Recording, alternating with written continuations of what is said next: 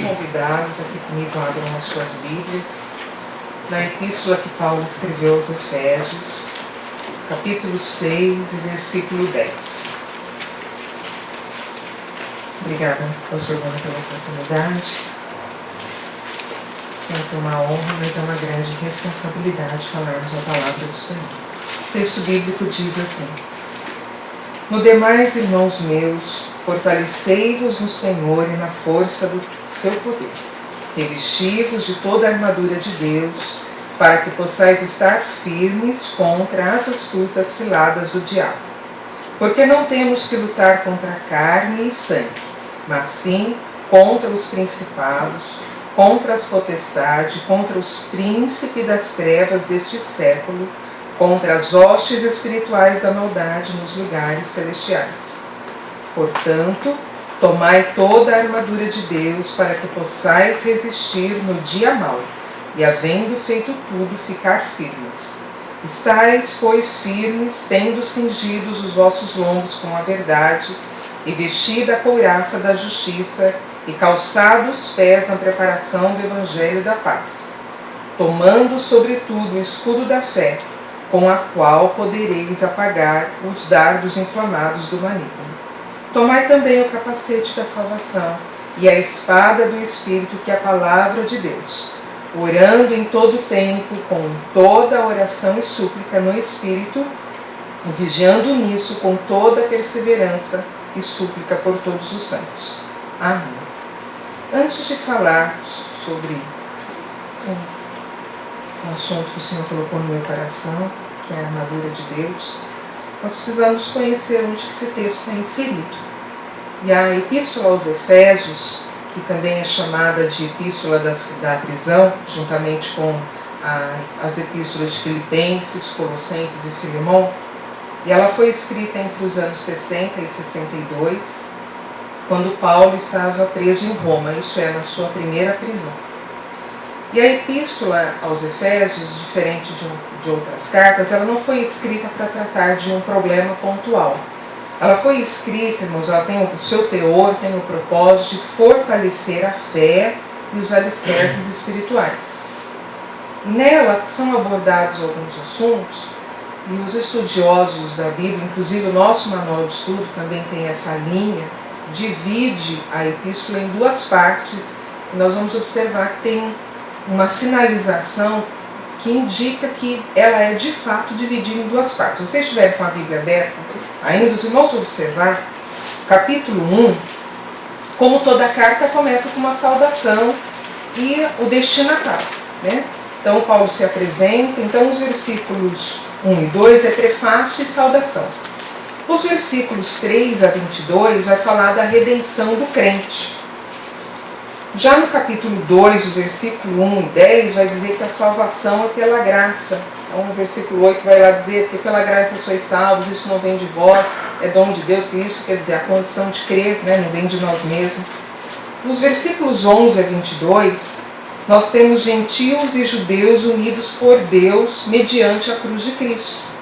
Quando nós vamos para o capítulo 3, dos versículos 1 ao 13, temos três assuntos importantes: a vocação dos gentios, o apostolado de Paulo e a revelação da igreja, que era um mistério escondido desde a eternidade. No capítulo 3 ainda, dos versículos 14 a 19, nós temos a oração de Paulo pelos Efésios, uma oração muito profunda. Quando os irmãos tiverem oportunidade, leiam. E nos versículos 20 a 21, nós temos o que é chamado de doxologia.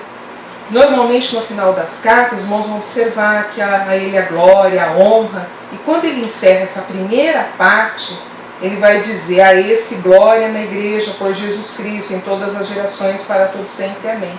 O que é uma doxologia? É uma palavra de glorificação. Doxo é glória e logia é um tratado, é um estudo. E aqui é uma palavra de glorificação. Então essa primeira parte da epístola que Paulo escreveu aos Efésios é uma parte doutrinária, teológica. Quando nós vamos para o capítulo 4, nós vamos observar que Paulo começa a tratar da parte prática do crente, das instruções práticas para o nosso viver diário. Capítulo 4, do versículo 1 até o capítulo 5, versículo 21, ele vai tratar da nova vida do crente. Dos versículos 22 do capítulo 5 até o 6 e versículo 9, ele vai tratar sobre relacionamento. Dos versículos 22 a 33, o relacionamento entre esposo e esposa. No capítulo 6, versículo 1 ao 4, ele vai tratar do relacionamento entre filhos e pais. Observe que a ordem não é contrária, não é pais e filhos, e sim filhos e pais, porque como filhos temos nossas obrigações. E dos versículos 5 a 9, falar sobre servos e senhores. E no versículo 10, nós chegamos ao texto em que nós lemos, quando Paulo vai falar sobre a guerra espiritual do crente. Os irmãos observem que é uma epístola completa com as instruções que temos. E esses versículos que nós lemos, dos versículos 10, capítulo 6, até o versículo 18, ele nos apresenta não só a armadura, e é muito importante observarmos a cadência que forma, a constituição do texto, que antes do apóstolo Paulo nos apresentar a armadura, ele vai dizer para nós que no demais, irmãos, não quer dizer, olha, findo tudo que tinha para ser escrito, agora nós vamos tratar de um assunto pontual. E ele vai começar o texto, fortalecei-vos no Senhor e na força do seu poder. E aqui começa uma revelação para nós de que o crente está engajado num conflito espiritual contra o mal. E o texto, versículo 10, vai dizer para nós nos fortalecermos no Senhor. Apesar de termos bons livros, bons teóricos, pessoas que trazem bons discursos, uma argumentação coerente até com a palavra de Deus, mas a nossa fortaleza tem que ser no Senhor. E a Bíblia diz que em Mateus 28 e 18, que todo poder foi me dado, o Senhor Jesus falando. Por que nós precisamos, o texto vai prosseguir dizendo, fortalecei-vos no Senhor e na força do seu poder. Porque é só no Senhor Jesus que nós vamos encontrar toda a força necessária e o poder que precisamos para vencer o mundo. É só nele. Prosseguindo, o versículo 11 nos instrui e diz assim para nós, revesti-vos de toda. Não, parte da armadura não vai ser suficiente para nós vencermos o mundo. E para que nós precisamos vestir de toda a armadura? O versículo prossegue dizendo, para que possais estar firmes. Observem que não é para vencer, porque nós só vamos vencer o mundo quando nós formos daqui tirados, ou quando o Senhor Jesus nos chamar às moradas eternas. Então o texto ele é bem específico, para que possais estar firmes contra as astutas ciladas do maligno. Paulo, quando chega no fim da sua carreira, ele vai dizer, quando ele escreve para Timóteo, a segunda carta, quando ele já sente que está próximo da sua morte, aí ele diz, combati o bom combate. Então, se nós tivermos a mesma graça de Paulo, sabemos que nós já estamos próximos de ser chamados às moradas eternas, aí nós podemos dizer, combati o bom combate, e nós não necessitaremos dessa armadura que o texto vai descrever para nós. Mas o texto nos diz, vocês vão revestir dessa armadura para estar firmes. Estar firmes hoje, amanhã e depois. E por que nós precisamos estar firmes? Aí o versículo 12 vai dar a resposta. Porque não temos que lutar contra carne e sangue, mas sim, e vai dizer quem são os nossos inimigos. Contra os principados, contra as potestades, contra os príncipes das trevas. Observar que no capítulo 3, quando Paulo revela o mistério escondido em Deus à igreja, ele vai dizer que a igreja está no mundo para revelar a multiforme sabedoria de Deus. Olha o versículo 10. Para que seja conhecida dos principados e potestades. Observe o poder que a igreja tem. Só que aqui, como crente individualmente, a nossa luta contra os principados e potestades é individual. A igreja revela a multiforme sabedoria de Deus para o maligno, para o mundo do maligno, para o diabo e seus anjos. Mas nós temos uma luta contra eles. Prosseguindo, meus irmãos, essa luta que nós temos espiritual é uma luta contínua, que é uma multidão de espíritos malignos nos atacando diuturnamente e que se opõem à vontade de Deus e atacam-nos em todo momento. Por isso que ele vai dizer no final do versículo 11 que nós precisamos estar vestidos para estarmos firmes contra as astutas ciladas do maligno. Quando nós vamos para o versículo 13 retoma a mesma instrução do versículo 11. Portanto, tomai toda a armadura para resistir no dia mau. Observar que nem todo dia do crente é mau. Nós temos dias de bonança, mas no dia mau nós precisamos estar prontos. No dia bom também, porque nós não sabemos quando vai virar o dia mau. E permanecer firme e inabalável. Observe que antes de Paulo apresentar, retomando algo que eu já tinha dito aos irmãos, ele primeiro fala dessa necessidade de estarmos revestidos da armadura de Deus, e agora no versículo 14 que ele vai passar a descrever qual é essa armadura que precisamos ter. E o versículo 14 vai dizer o seguinte: estais, pois, firmes. Ele acabou de dizer que nós precisamos estar firmes, tendo cingido os vossos lombos.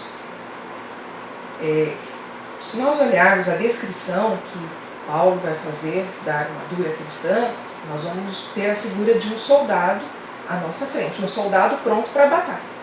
E esse cingir os lombos é um cinturão. E aí ele vai dizer o que é esse cingir os lombos? Com o quê? Esses lombos precisam estar cingidos com a verdade de Deus.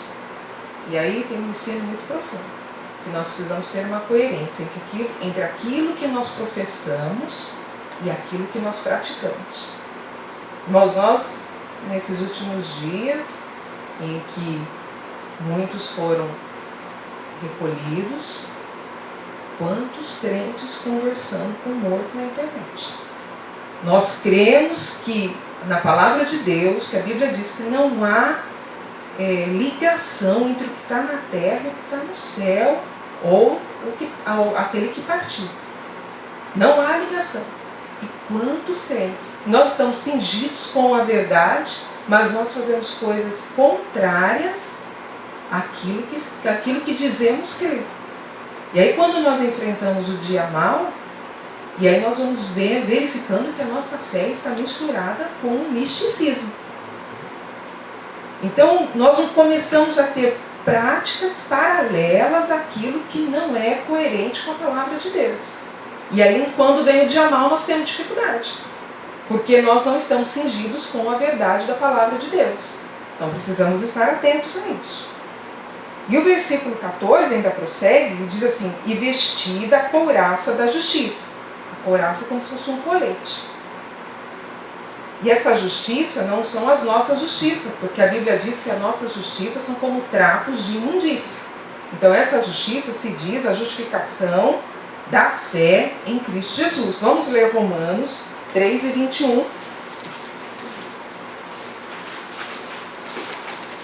Romanos 3:21 vai dizer assim: mas agora se manifestou sem a lei a justiça de Deus, tendo o testemunho da lei e dos profetas. O restante do capítulo vai prosseguir falando sobre a justificação do crente. E é essa justiça que nós precisamos estar vestidos. O versículo 15 vai falar sobre calçados os pés na preparação do Evangelho da Paz. Calçados os pés é falar de prontidão para a marcha, prontidão para a jornada cristã.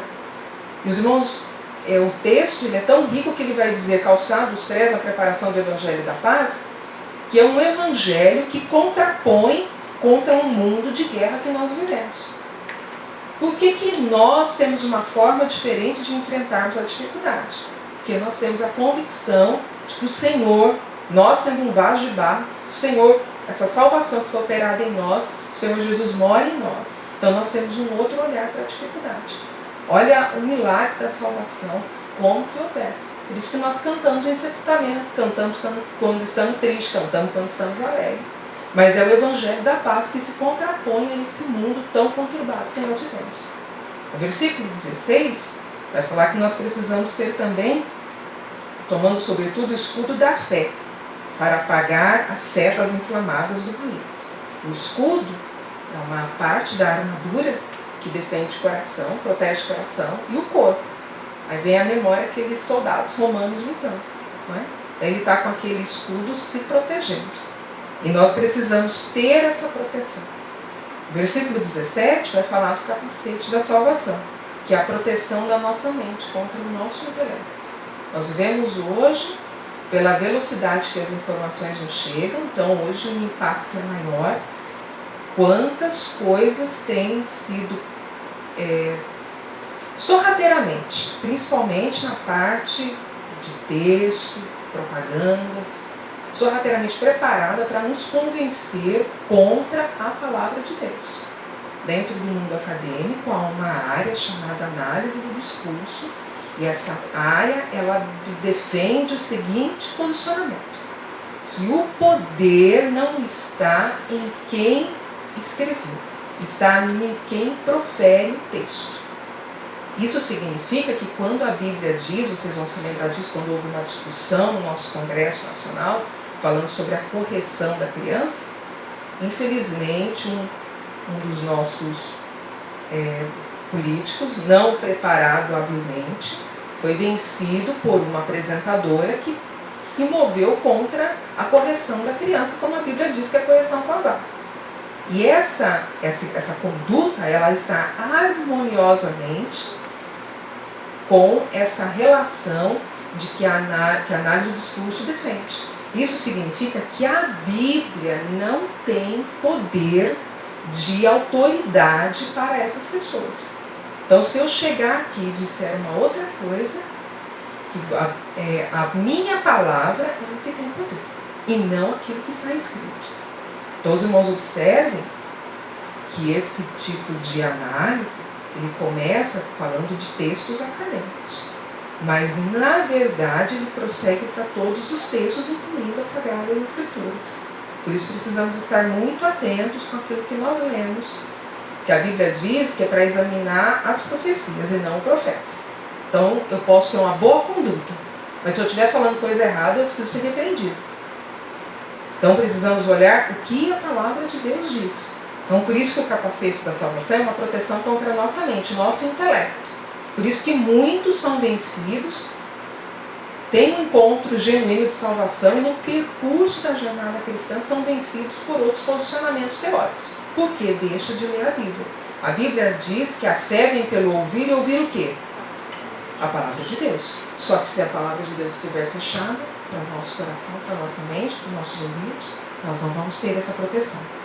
O versículo 17 ainda vai dizer, além do capacete, vai dizer para nós que nós também precisamos ter a espada do Espírito, que é a palavra de Deus. E de todos os elementos dessa armadura, a espada ela tem duas funções. A de defesa e tem a função de atacar. Porque também, irmãos, a igreja precisa ter um posicionamento. E nós, como os crentes, também. Nós não podemos olhar para o pecado e cruzarmos os braços e sermos coniventes. Nós conhecemos a verdade, sabemos que aquela conduta está levando a pessoa para o abismo e nós não avisamos. Então, a espada do Espírito, que é a palavra de Deus, precisa ser usada para nos defender, mas também para atacar. E concluindo as minhas palavras, o versículo 18 vai dizer o seguinte, que além da armadura de Deus, ele vai dizer orando em todo tempo com toda a oração e súplica no Espírito. E ele vai falar também sobre a vigilância. Então, a guerra do cristão contra as forças espirituais, irmãos, ela exige de dedicação à oração. Os irmãos podem orar por mim, mas eu preciso ter uma vida devocional o tempo todo. Não tem como nós fugirmos deles, porque esse é o compromisso do crente. E além da oração e a vigilância, existe uma outra palavra aqui, no final do versículo, que diz perseverança. E nós temos dificuldade de ser perseverantes, principalmente a geração mais nova, incluindo eu. Porque eu não sei o que é plantar, esperar crescer, não é para comer. Eu vou no mercado e já compro tudo pronto. Então eu não tenho a perseverança. Um agricultor, ele vai lá, prepara a terra, põe a semente, planta, e aí ele espera crescer. Então ele tem uma perseverança, mesmo quando vem a chuva, o inverno, vem tudo aquilo que pode danificar a sua plantação, mas ele fica perseverante, vai lá, cuida, poda, tira os bichinhos, limpa, e essa deve ser a nossa ação. E, irmãos, nós temos 3 inimigos: a carne, o mundo e o diabo. Então o primeiro inimigo somos nós mesmos. E a nossa atitude frente aos inimigos que temos, primeiro, é conhecermos a armadura. A segunda é revestir-se dela, e dela todinha. Mas observe que o texto 2 vezes fala: revestir-vos de toda a armadura de Deus.